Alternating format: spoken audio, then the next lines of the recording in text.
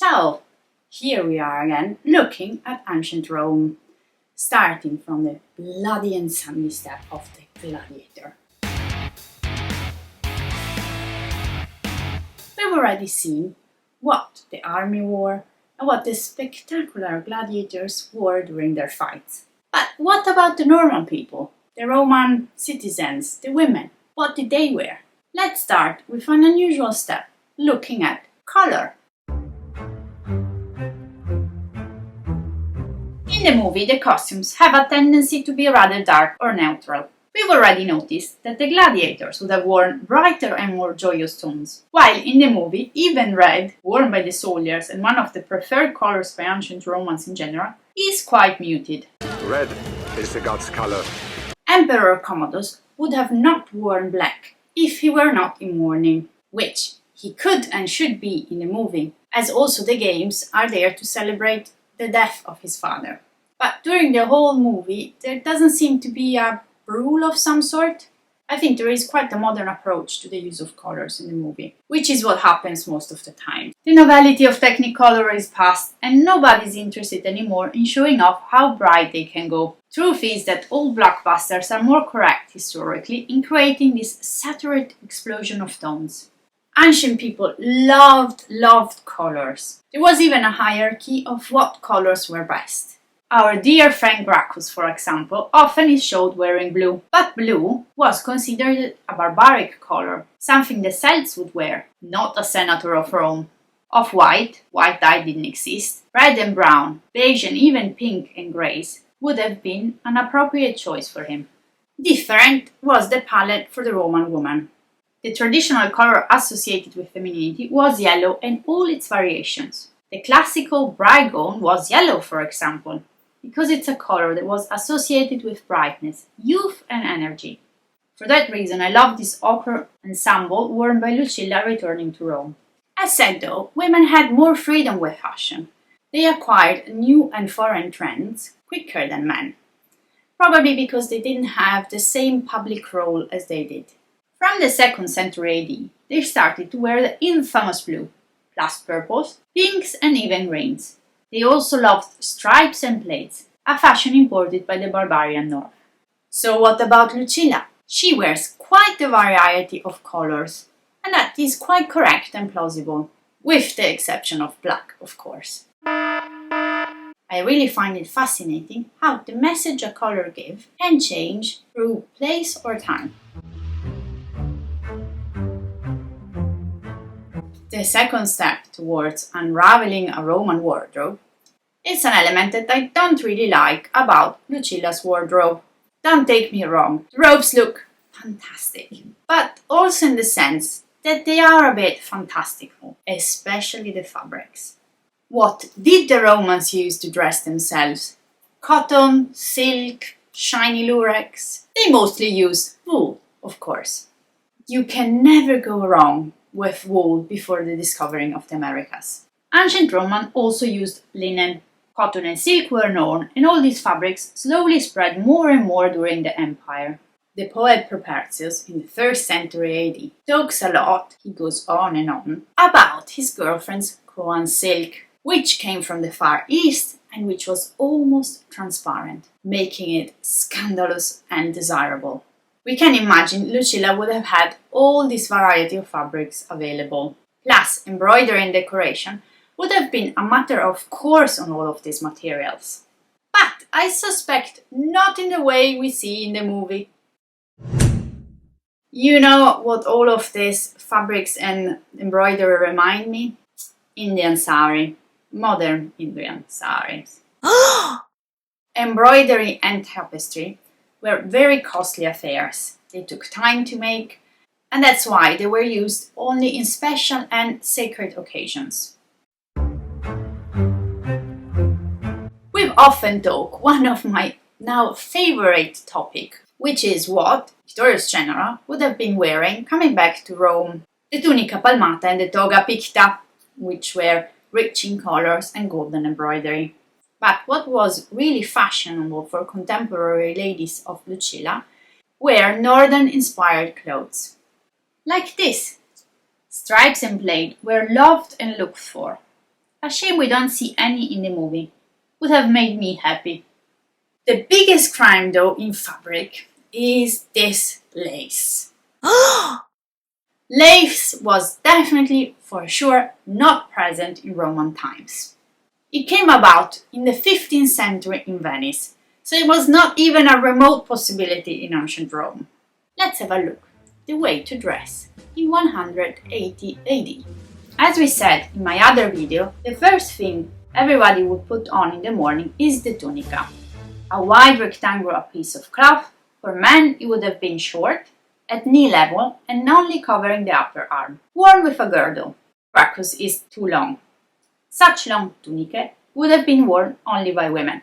If you were cold, you could use wrapping to cover your leg or wear one tunica on top of another. No excuses. Actually, going out with only one tunica was the prerogative of the lower classes. Pants were also a no-no, till late in the empire. At a certain point in Rome, citizens were even forbidden to wear pants. As we have seen though, soldiers fighting in cold climates did use them, and of course it was the most recognizable garment of the northern barbarians. For public occasions, like going to the forum, going to the games, or maybe some sacred ceremony. The most symbolic, classic and evoking of Roman times is the toga. But what the sun does is a toga. A huge, and no joking here, huge piece of cloth. It was 3 times in length and probably twice in width, the height of the wearer. So a lot of fabric. Of roundish shape, probably semicircular, wrapped around your body in a very specific way. To describe the way it was wrapped, it's no easy task. Also because it's something that changed over time with fashion. It was affecting in a very subtle way. How long you wore it over your knees, how you wrapped it around you, or if you used or not a girdle, were all topics very often discussed. For example, Cicerone, was criticized for wearing his too long, to actually cover his varicose veins for men. Generally, you draped one end over your left shoulder and wrapped it around so that it came over the left shoulder again, creating some folds at the front, used as a pocket and called the sinus. And the excess on the back you could use to cover your head during religious ceremonies. Even less straightforward is to explain what the toga represented at the time, because we don't have anything contemporary to us that really resembles it. The toga was first and foremost a symbol. Only Roman citizens could wear it, members of a very specific group that had certain rights and certain duties. For example, imagine going to work in the morning and only people that are from that country, citizens of that country, can and have to wear a suit. Can you picture the visible impact that would have? Wearing a toga made it immediately clear who was what. And there were many regulations on what type and when you could wear certain specific togas. It was an accessory of power and control. And there were so many types of toga you could wear. If you were a common citizen, you would have worn the toga virilis, made by natural wool with no decoration. If you were a magistrate, you wore the toga praetexta, of white wool with a purple stripe on the hem, called clavus. If these stripes were narrow, you were a knight. If they were broad, you were a senator. And they were usually also replicated on the tunica worn underneath. Similar to the toga praetexta was the toga trabea. We don't have any example in the movie, but it would have been similar to the toga praetexta, as it was also striped, but it was not all white, but at least partially colored. And it's difficult to come to a conclusion because if the statues were painted, the color is gone forever, so we will never really know. For everyone who was in mourning, the toga pulla was the right choice. It was made in wool, dyed in some darkish color. Black dye was not available yet. And by now, you know the toga picta, worn with the tunica palmata, what was called triumphal dress, and was a prerogative of victorious commander, and was a privilege granted by the Senate. Along with the toga, A must-have were the half-boot, half-sandals called calcei. You had no other choice. If you wore anything else, it would have been silly, like sporting running shoes with a white tie. Plus, for noblemen, a ring, the one ring, annulus aureus, was an extra symbol of their position. In the Gladiator, the toga is used quite well, as we see the senators wearing it in public, but not when in private. After all, the toga must have been quite heavy and cumbersome. Little annoying detail here, I don't know why Gracchus is wearing this toga draped all wrong. My friend, what did they do to you? Also, our lovely Commodus seems exempt of wearing one, even if probably he would have worn it more than most. But I guess they were trying to make the point, which we've already seen, that Commodus is trying to be more like Maximus, a military commander and very different and separate from the Senate. Even if Maximus himself would have probably been wearing a toga when in Rome. It's a shame we cannot see him wear one. What if it was not a public occasion and you were a Roman citizen just strolling about, minding your own business? What would you have worn then? In contrast with the manly and very Roman toga, we have the pallium, a rectangular cloak worn over the tunica and looked at with suspicion at the beginning, but was then the most frequently worn garment in everyday life. Same went for the footwear. Romans were very particular. The crepida, a fun crossover between a sandal and a shoe. You could be sporting pallium and crepidas, even if you were a Roman citizen in high position, but never on public occasion. And you must be prepared to be accused of Greekness and softness. As said, Romans had their pet peeves. It is a bit of a shame because none of our characters in the Gladiator seem to be wearing any of this item.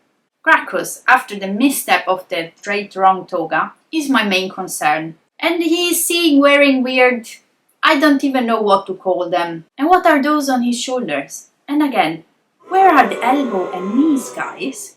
Commodus seems to wear a casual military look when not in a full armor.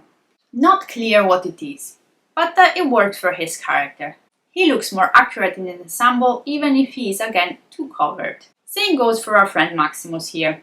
To be honest, he could be in any generic medieval movie, more than during the Roman Empire. As we said, Romans are remembered for their great empire and their military successes. So we tend to associate them with a very austere look. That is why in most movies we see men with short cropped hair and clean shaved. But Roman history is very long, and even if the austere look was true during the earlier time, beards and ringlets became fashionable later. Maximus and Marcus Aurelio are sporting a beard, even if quite short. But Commodus and most of the senators are not. Yay for bearded Gracchus! But at the time, Emperor Commodus was always depicted with a full, rich beard and quite a crown of curls. If we check, most of contemporary portraits are looking the same. Of course they didn't wear makeup, but self-care was quite important and they could adorn themselves with jewellery, like rings and bracelets. The movie is set in more than one place, so we can have a glimpse of the variety of people in the Roman Empire. Our Lanista, the gladiator master Proximus, is one example. But I won't get into more details with that, because it would require an analysis of where they were from exactly, and we simply don't know. But again, they work for the purpose of the story, so we won't complain too much. What we can do is have a look at little Lucius, which would have been defined as a Roman citizen early on. He would have worn a toga praetexta until he was 16 years old. The same that older magistrates would have worn, undyed wool and a purple clavos border. Plus the unmissable bulla, a spherical locket for protection. At 16, instead of a car, he would get the toga virilis, all white, and give up the protection of the bulla. Lucius was evidently not protected ever.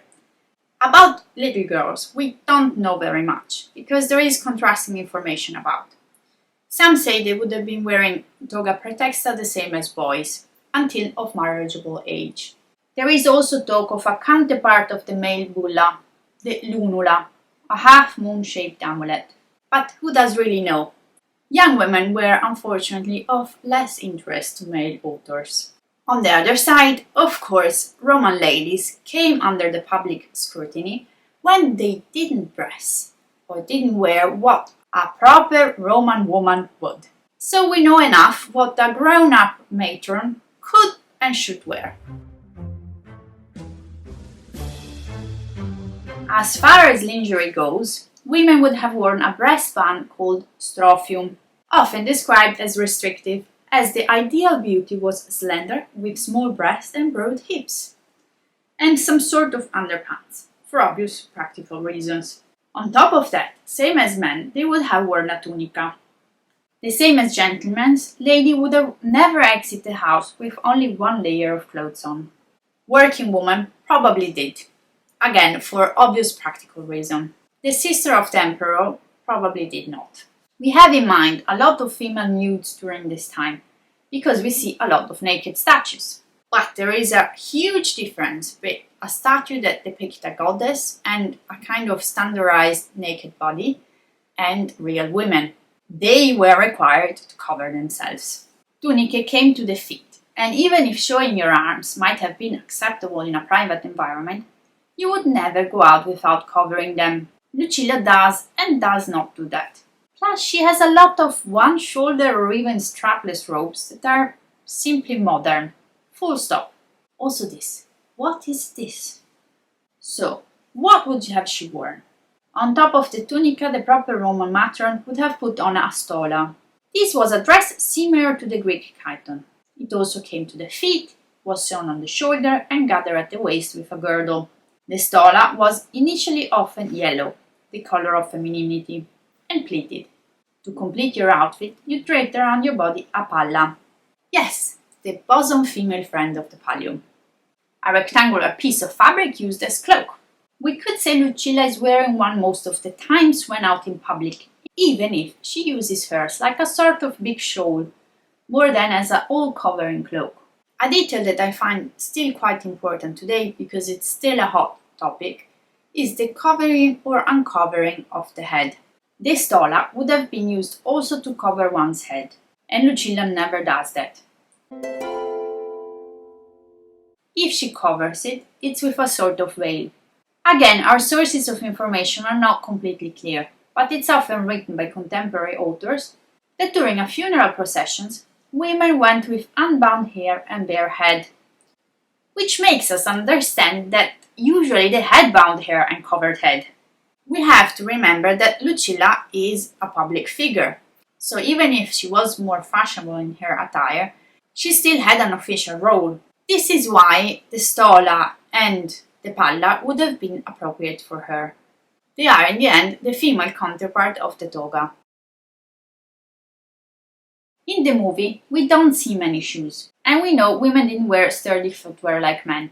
They're always quite confined to the house, so sandals or some sort of slippers is what we found mostly on statues. What I really enjoy about Lucilla's wardrobe is the jewellery. Especially the earrings, I think, are beautiful and very accurate too. Even the head jewellery is correct. Even if I'm not so sure about this tiara, it looks too shiny and diamondy. Wigs and false hair pieces were quite widespread, also to deal with the very complicated hairstyles that were sometimes in fashion. But during the time of the Gladiator, women did actually wear simpler hairdo, and Lucilla sported some of those. I particularly like this one, center parting and hair gathered at the back. Slightly wavy, like they ain't mess with ringlets. Coming back to the tiara hairstyles, this reminds me of a Greek vase, not a Roman matron. Generally, Roman ladies were fond of braids, swirled over the head or fixed at the back. Never loose trains. Often in ancient sources, talking about women's hair, we also find the vitte, a sort of fillet, and the infule, ribbons, that bound the hair. Vitte wears a symbol of the respectable girl and woman.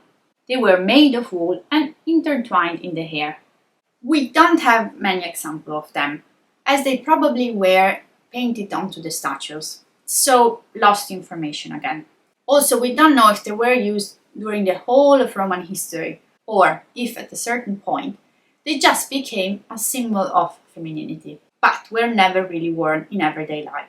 Hairnets and pins were also a love choice to decorate and gather your locks. Now that we have covered the hair, what about makeup? We have a lot of information about that. And you know why? Because male authors love to critique women using it. Usual story. They had to look beautiful, but in a natural and spontaneous way.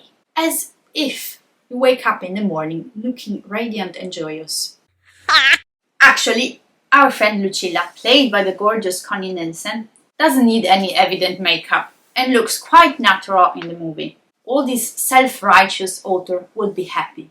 Apart from this choice, that makes me raise my eyebrows. Very elegant, but not sure how historically accurate. Despite all what we said about critiques, ladies would have used an array of things. Lead-based cosmetics to whiten the skin, rouge for cheeks and lips, and black kohl for eyes and eyebrows. Now, I would like to have a little moment and an independent chapter about the last dress worn by Lucilla in the movie. Yellow ochre color, beautiful. Abundant decoration, spot on. One shoulder dress and corset, modern corset. Why? Why? Why? That is why the 2000s. One shoulder dress and corsets could be found anywhere.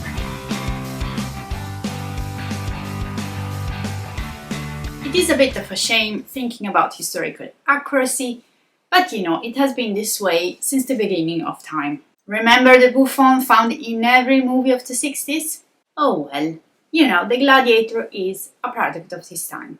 What I would like to say to conclude this video is an understanding of why men and women in ancient Rome had to communicate something quite different through their dress. Both had to show abundance in the quantity and quality of what they wore, but men had also to express their belonging to Rome and consequently their manliness. They showed off their body and their prowess and distinguished themselves from others. Love of Greek style was considered elegant but soft and was only allowed in private. Meanwhile, women in ancient Rome were more fashionable than men. For them, one of the most important aspects of their life was appearance.